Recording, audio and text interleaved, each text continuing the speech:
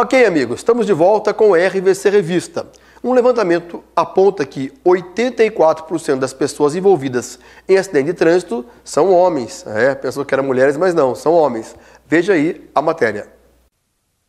Gerardo Mesquita é delegado do Fórum Global de Trauma da Organização Mundial da Saúde.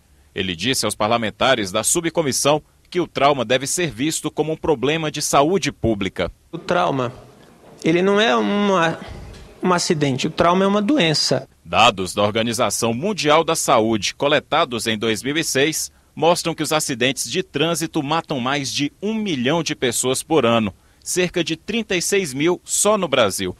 82% das vítimas fatais no país são do sexo masculino. Os custos para tratar dos sobreviventes chegam a 30 bilhões de reais. 50% das mortes ocorrem entre jovens com idade entre 15 e 44 anos. Os números deixaram os parlamentares preocupados.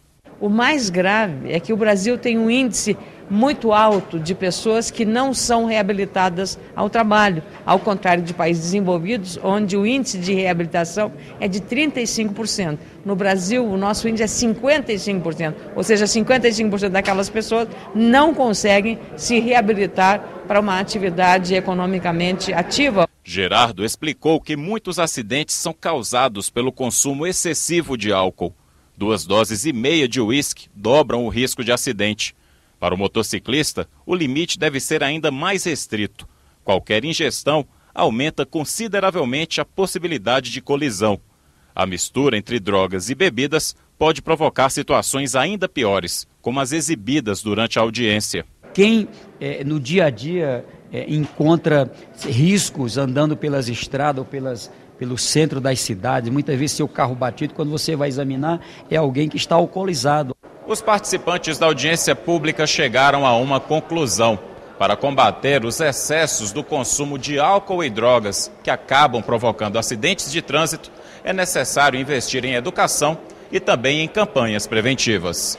Quando tem uma campanha maciça, próximo ao Carnaval, próximo à Semana Santa, a gente tem um índice de acidente um pouquinho menor do que o do ano passado. Na hora que essa campanha deixa de existir, aquilo cai um pouco no esquecimento, o índice de acidente paulatinamente aumenta, bem como a gravidade dele. E depois dessa matéria é hora de saber como fica o tempo em toda a região do Vale do Paraíba. As temperaturas devem mudar na noite dessa quarta-feira em todo o Vale do Paraíba.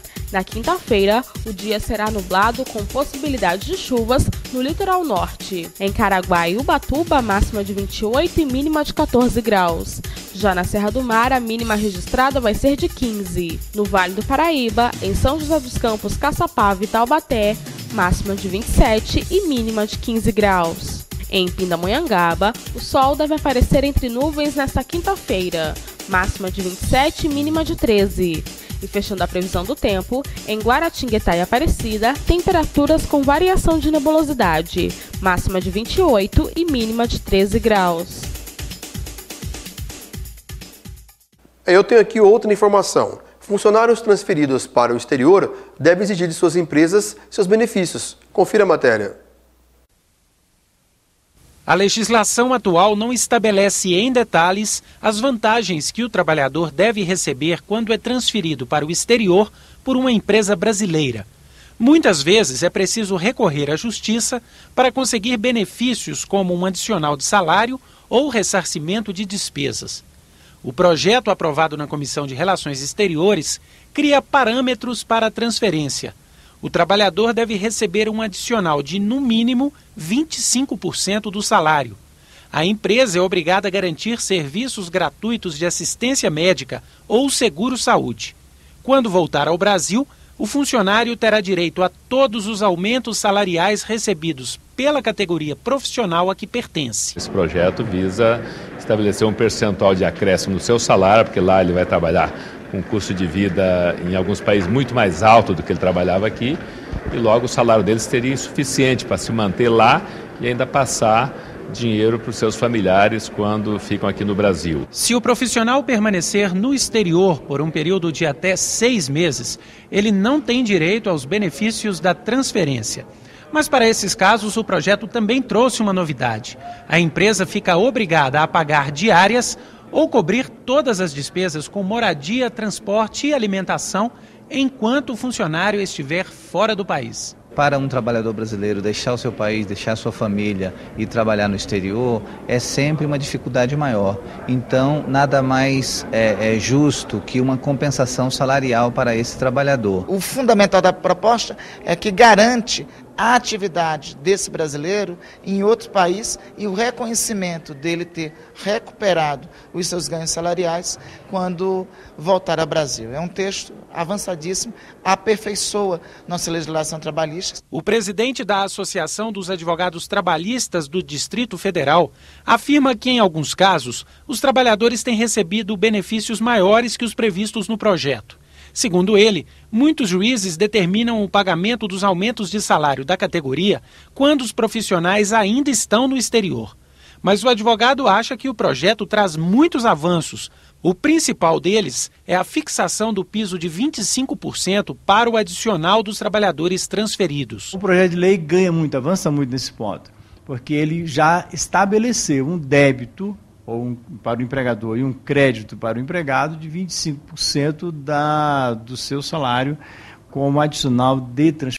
Hora de conferir a dica de hoje. Vamos conferir outras mudanças na língua portuguesa após a tão esperada reforma ortográfica. Veja.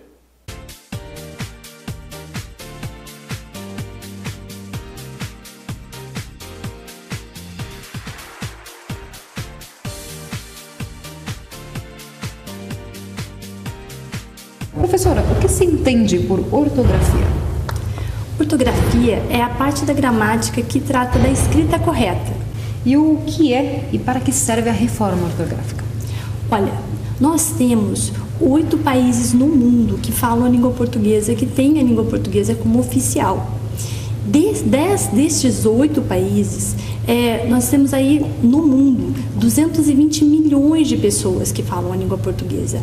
A tentativa dessa reforma ortográfica é unificar a ortografia. Nós temos todas essas pessoas, 220 milhões de pessoas que utilizam a língua portuguesa, mas 2 ortografias, a de Portugal e a do Brasil. A unificação dessa ortografia, ela facilitaria o intercâmbio cultural entre as pessoas que falam a língua. Quais foram as mudanças na reforma ortográfica? Começando pelo alfabeto. Ele tinha 23 letras, agora incorporaram as letras W, Y e K, W e Y. Além disso, nós temos o trema, né, que foi abolido. Em Portugal, esse trema já foi abolido há meio século já. Então, aqui no Brasil, agora, isso é que veio acontecer. Além disso, nós tivemos algumas modificações com o intuito de facilitar. Na verdade, a evolução da língua natural é que tem que se facilitar mesmo.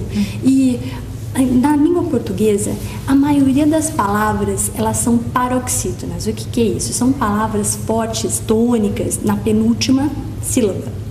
E elas não são acentuadas. Se você for observar, cama, mesa, Alessandra, não são acentuadas. E o que acontece? Nós temos ditongos abertos, por exemplo, ei e oi, que eles eram acentuados quando abertos em qualquer palavra. Herói, ideia, né? Agora, quando eles caem na paroxítona, deixa de ser acentuado. Deixou de ser acentuada. A palavra deixa de ser acentuada. É o caso, por exemplo, de ideia, heróico, tá? Deixou de ser. Essa modificação, você mudar o modo de escrever uma palavra é muito difícil.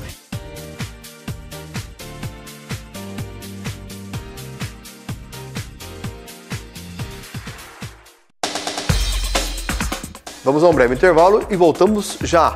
O RVC Revista tem muitas informações. Fique ligado.